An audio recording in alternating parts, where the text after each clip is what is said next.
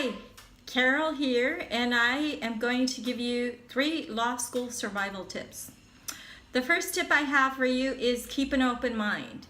And by that I mean go in there with a humble attitude. Don't go in there thinking like you know it all or that you might know it all because you've been exposed to a certain procedure or you know a certain legal procedure really well.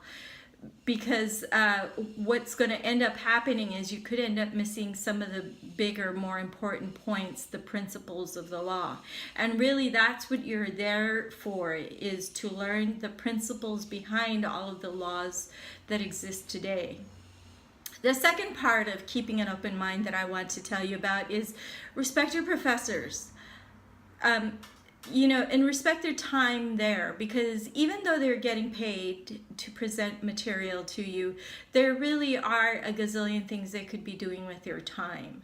So really don't sit there on your laptop checking out your Facebook or shopping. Give them your full and undivided attention, and don't criticize them or in any way ask them about their salary or anything like that, because really, you really give away your class when you do that kind of thing. So respect your professors and give them your full and undivided attention, because they're making an investment as much as you are. The second thing I want to tell you, and it's the biggest thing that you should expect from law school, is you're gonna be reading a lot. Because the thing about law is that there's no other way to teach you the principles, because even if they did, supposing they give you a statement on the law, it's best taught by demonstration. So you're going to be reading a lot of case law, and then class time is going to be spent briefing these cases. So one of the things that I do have to suggest in reading these cases is some of them might be really awkward to read because of the English and the language and the grammar that's used in them. They're going to be a pain to read, but if you're able to step back, and the best thing to do is to, after you're done reading the case, take a step back. What are they really trying to tell me in this case? What real life event happened to bring this case to the court? And when you ask yourself those questions, you're going to be giving way better case briefings. In fact, for me, my classmates often complimented me on my case briefings. I had 1 or 2 classmates at least that would walk up to me and say, "Hey Carol, I really like your case briefings." Because sometimes, I would loosen up and say, the court got really pissed. And I can tell they got really pissed because they said that they wanted to review this case, and they included statistics. And the fact that they included statistics tells me the court got pissed about this case. Or I guess the more educated way of putting it is the court was incensed. So, and that's when you see these things too in the cases, you've got to ask yourself, why did the court put in these statistics? Or why did they even mention that? Well, there's something in there that's subtle that they're trying to let you know. And you really, it helps you when you take those things and you put them all into the right context. So I often had a knack for saying, oh yeah, this joker did this and the neighbor did that, and then came the developer and they got upset, and so that's why they took this to court, and the court said, and so those were the kinds of real world explanations that I would give. So if you can place those cases into that kind of context for yourself, it's going to make for a lot more entertaining reading, and it's going to make it easier for you to understand the principles. The last thing I want to tell you is a little bit more on the personal side, and I think should be your first rule when you go to school. When you go to school, you're going to be lumped in with a bunch of people.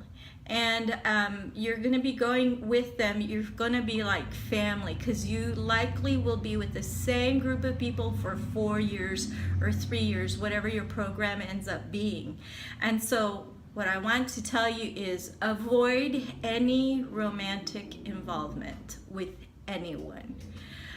And the reason for this is because it's gonna be a very trying time. Your schedule's gonna be in a big crunch. There's never any time for anything. You're gonna be trying to deal with your family, and then you're gonna come to school and you're gonna deal with Mr. or Miss Fabulous in class. And it might be thrilling in the beginning, but believe me, in the long run, you're gonna end up living with this classmate 2-3 years down the line. Do you really want to do that for yourself? Personally, my experience was that was my number one rule. I mean, in terms of dealing with my classmates, is to avoid any kind of romantic involvement. And because I stuck to that rule, I'm really glad I did, because it was enough of a challenge to deal with them in class. There were times when I hated them, like no joke. I hated, I couldn't stand the sight of them. So the fact that I stuck to my rule of don't get romantically involved with anyone was such a blessing. It was just such good judgment on my part, because those tense moments and the disagreements I had with my classmates were alleviated by the fact that that's all it was. There was nothing else. And at the end of the day, I could really leave them behind me. So unlike a romantic involvement.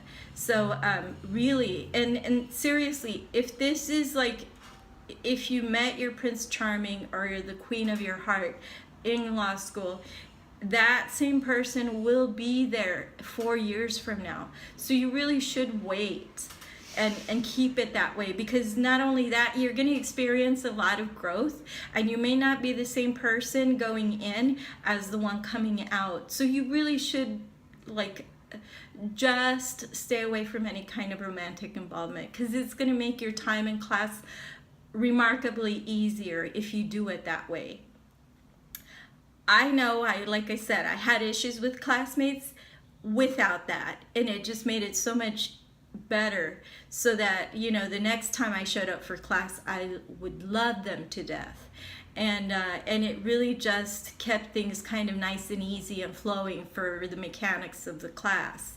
So definitely avoid the romantic involvement. I have a few suggestions and writings for things that might get you or keep you in the mode of going to law school. When I went, my professors were always recommending for us to go watch the movie The Paper Chase. It's a really old movie, and none of us liked it. None of my classmates liked it. We thought it was corny as all hell. I mean, don't get me wrong, I really don't want to bag on it, because for the time that that movie came out in, it was a great movie. But none of us, or at least I didn't know of any of my classmates that could really relate to that movie.